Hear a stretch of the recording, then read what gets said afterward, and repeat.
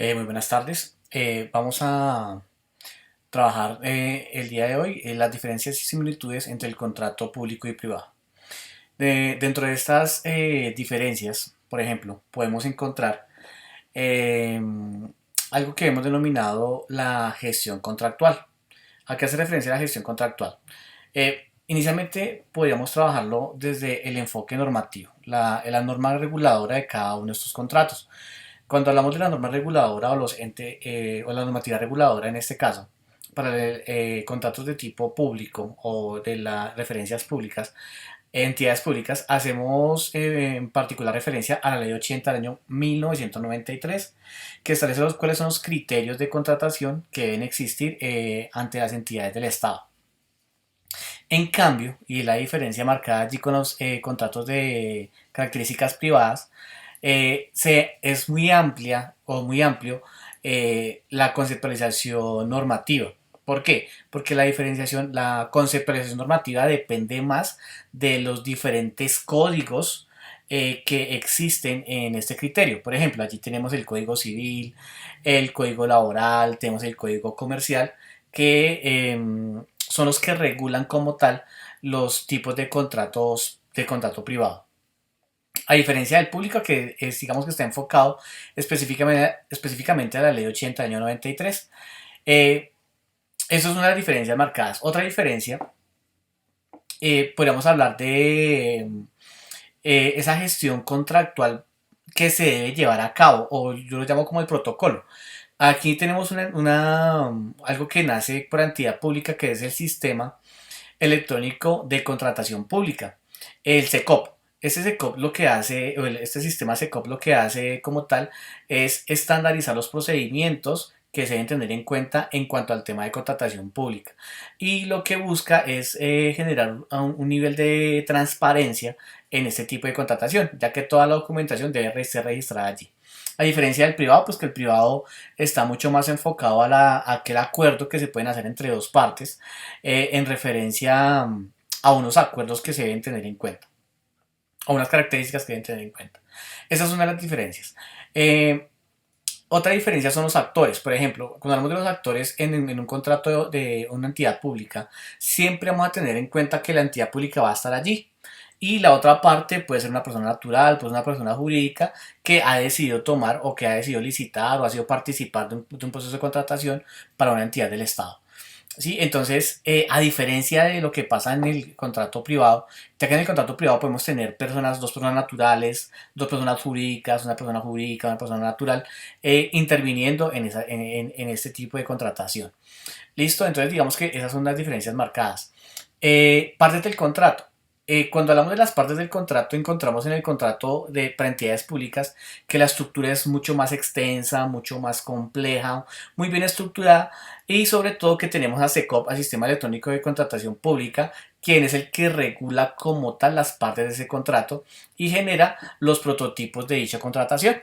A diferencia del contrato privado, que en el contrato privado, por tener esa diferencia marcada normativa, podemos encontrar diversas partes que están ajustadas a las características como tal del contrato. También aquí debemos nombrar a aquellos contratos nominales y anominales o los que no están dentro de la norma.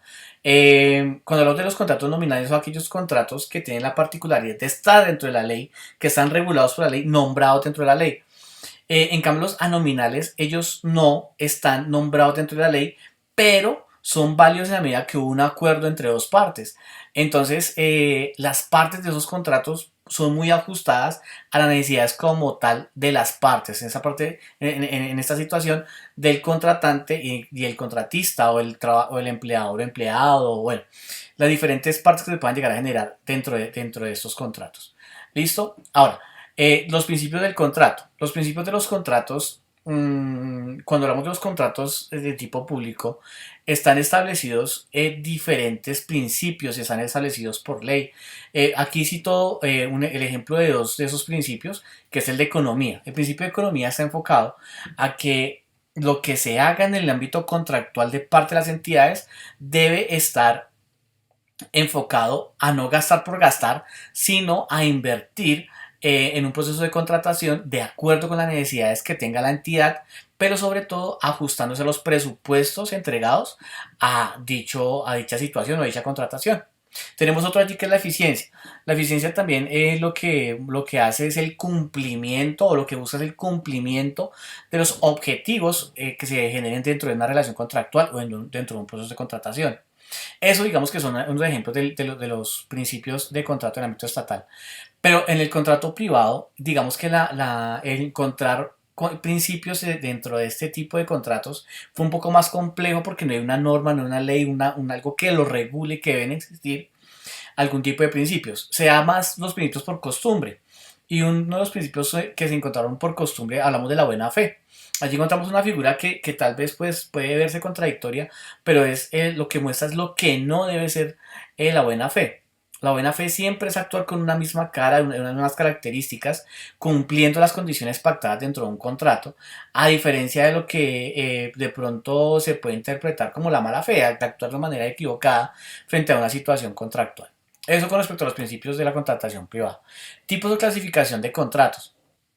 En la clasificación de tipos de contratos del Estado encontramos contratos de consultoría, prestación de servicios, concesión, y estos tipos de contratos que tienen las entidades estatales a veces se pueden llegar a confundir con modalidades de selección.